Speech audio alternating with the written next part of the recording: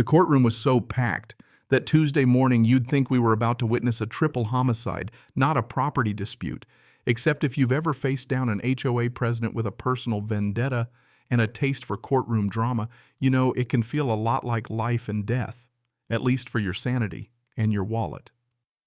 And there she was, Karen Whitfield, sitting across the aisle in her designer power suit, lips pursed in that way only people who truly believe they are never wrong can manage, whispering to her lawyer like she'd already picked out curtains for my ranch after she won. I could feel her satisfaction, like she was already picturing the headlines, HOA president put stubborn rancher in his place. That's what she thought. What actually happened is the reason I'm telling you this story. Judge Morrison called the case, asked if I had counsel, and I took my time getting to my feet, straightening my tie, letting Karen get a good long look at the man she thought was just some cranky retiree. Your Honor, I'll be representing myself. I caught a flicker of a smirk on her lawyer's face. Bradley Cooper Young, a little too slick, probably thought he was about to mop the floor with me. Please state your qualifications for the record, Judge Morrison said. So I did 35 years as a property attorney, founding partner at a mid-sized firm, bar member, since before Bradley was even in grade school. The smirk died a quick death.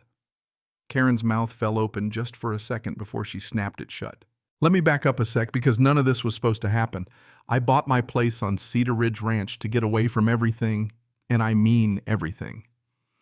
After decades of slugging it out in courtrooms, brokering corporate deals, and putting up with city noise and nosy neighbors, I wanted peace horses and maybe my grandkids on the weekends.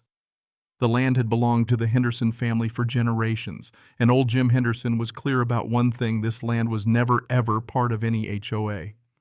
The nearest subdivision, Willowbrook Estates, sat 2 miles away, a world apart, separated by county land and my fences. For the first year it was just what I'd hoped: silent stars, the occasional coyote, not a care in the world. Then Karen Whitfield got herself elected president of the Willowbrook HOA, and the first time I met her was that October morning, fixing a fence, when a white Lexus rolled up and she stepped out, hair like a shampoo commercial, clipboard in hand, voice carrying across the pasture. "Excuse me, I need to speak to you about community trail access." She didn't ask, she announced. I kept the gate between us, hammer still in hand, and said, "Can I help you?"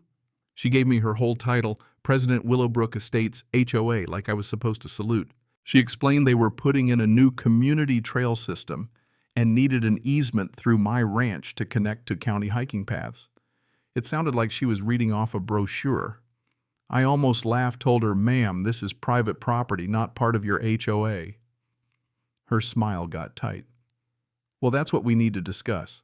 The community has decided that interconnected trails would benefit everyone, increase property values, promote healthy living."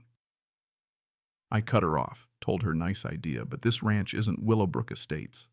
She tapped her clipboard and said, "Mr. Mitchell, you don't understand how these things work. Individual holdouts can't just block progress."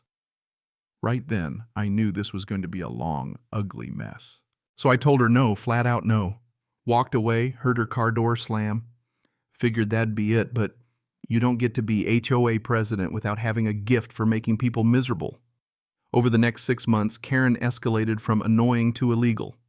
First came the letter's official HOA stationery demanding I attend board meetings I had no legal reason to attend. Then the complaints started, county inspectors showing up about code violations, overgrown grass, imaginary trash, all nonsense, and every time they'd apologize and leave shaking their heads. She started organizing group nature walks, the whole neighborhood standing at my property line, pointing and taking photos like I was running some kind of illegal zoo. But the real turning point was in April. I got out to my back gate and found the lot cut, fresh tire tracks on my property, trail markers hammered into my trees. I spent that whole afternoon ripping every last marker out, then installed cameras. A few nights later, those cameras caught Karen herself, bolt cutters in hand, sneaking onto my land at 2 a.m, 2 board members in tow, putting up more markers like she owned the place. The next day, I hired a welding crew, put in a steel gate with concrete posts, and had my attorney send the HOA a cease and desist. That's when she made her biggest mistake. She decided to sue me. Friday afternoon, process server at the door, lawsuit in hand. Karen and the HOA were suing me for malicious obstruction of community resources, interference with established easements, and my personal favorite, creating a public nuisance. She wanted my gates removed, $50,000 in damages, and her lawyer had thrown every ridiculous legal theory he could find into the complaint, hoping something would stick. They claimed historical use implied there was an easement, even tried to argue my land had once been part of a parcel that had public access, completely made up. Now I could have hired another lawyer. But why pay someone else to have all the fun? I dusted off my bar license, filed. My own response denied every allegation counterclaim for trespass, harassment, and defamation. I dug up every old deed survey and affidavit I could find, called in a few favors with some old colleagues, and prepped for what was going to be a very entertaining day in court. Tuesday morning, the one I mentioned at the start, Karen showed up with her little entourage, her lawyer, 2 board members, and some lady who looked like she was there to write a gossipy HOA newsletter. Judge Morrison, no-nonsense type, didn't even recognize me at first, been a few years since I retired. But as soon as I stated my credentials, I saw the light bulb go off. "Welcome back to my courtroom, Mr. Mitchell," she said, almost like she missed me. Cooper, Karen's lawyer, got up and gave his opening, lots of hand-waving, painted me as a cranky hermit hoarding the great outdoors. He claimed the trails had been there for decades, said I was holding the whole community hostage. Karen was just trying to serve her people. When it was my turn, I just laid out the facts. Original deed from 1952, survey from 2021, affidavits from 3 previous owners, 60 years of records, no easement, never part of an HOA, never public access. Every time I put down a piece of paper, Cooper got a little paler. Then I dropped the hammer security footage of Karen cutting my locks and trespassing at 2 a.m. A stack of letters she'd sent, records of her false complaints, all of it.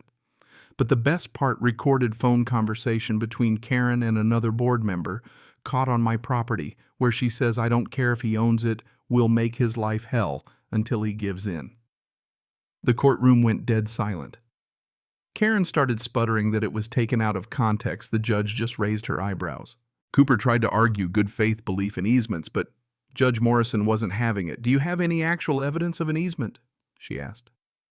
Cooper shuffled papers, muttered something about still investigating historical records. Judge just shook her head, turned to me. "Mr. Mitchell, do you wish to proceed with your counterclaims?" "I do, Your Honor. Damages, legal fees, and a permanent restraining order." That's when Karen lost it, stood up shouting about how she was the HOA president, how she had authority. Judge Morrison banged her gavel, told Karen to sit down or risk contempt, then said she was granting summary judgment in my favor on every count. Cooper tried for a continuance, denied. The judge spent the next 20 minutes dismantling every one of Karen's claims, then granted my counterclaims. Karen had to pay $15,000 for trespass, my legal fees, and got slapped with a restraining order. But Judge Morrison wasn't done. She scolded Karen for abusing her power and wasting the court's time, warned Cooper about filing frivolous lawsuits, then said she was forwarding the case to the DA for potential criminal charges, and notifying the HOA board with a strong recommendation to review its leadership. You ever see someone go from smug to shattered in a matter of minutes? Karen's face crumpled. As we left the courtroom, she got swarmed by angry board members, whispers about emergency meetings, votes of no confidence. Cooper just slunk away, wouldn't even look at her. 3 days later, I got a letter. Karen had been removed from her position and banned from ever holding a board spot again. She pled guilty to misdemeanor trespass, got a year's probation and 500 hours of community service. Not a minute of it related to the HOA. The kicker. 6 months later, I was asked to give a keynote at the state law school topic when Karen attacks an HOA case study in overreach. I used her case security footage and all. The video went viral in legal circles. Karen's legacy wasn't a connected trail system, but a case study in what not to do, a warning to every would-be HOA tyrant. Last I heard, she moved out of state, sold her house at a loss, and the new HOA board sent me a formal apology and a fruit basket. I donated every cent of her damages check to a legal aid group that helps folks fight HOA abuse. They named their new conference room the Whitfield Warning Room. The irony just writes itself, doesn't it? Funny thing, I still hear stories some folks say she's working as a receptionist at a real estate office far away from Willowbrook Estates, far from the courtroom where she learned the hard way that power has limits and some fences aren't meant to be crossed. Makes you wonder, doesn't it? Was I wrong for fighting back so hard, or is standing up to bullies exactly what keeps communities honest? You tell me. Drop your thoughts in the comments. Let's hear what you'd do if the HOA came knocking on your door.